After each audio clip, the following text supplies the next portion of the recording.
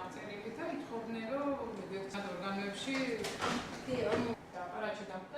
წერილში ეწერა, რომ აგვიყვანა პოლიციამ, აგვიყვანა პოლიციის შენობაში და იქ მოგვაყენეს სიტყვიერი შეურაცხყოფა.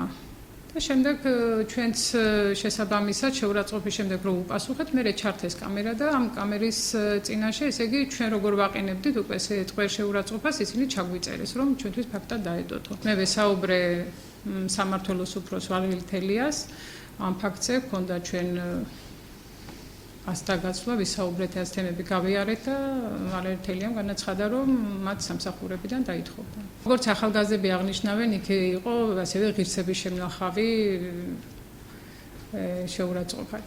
დღეს 4 ივლისს საქართველოს მთავარი პროკურატურიდან შემოსული იქნა ჭერს პროკურატურაში მასალები საქართველოს პარლამენტიდან, რომელშიც მითითებული იყო, რომ ქობულეთის ქალაქ ქობულეთში სამი ახალგაზრდის მიმართ განხორციელდა პოლიციელების მხრიდან და ადგილი ჰქონდა შეურაცხყოფას.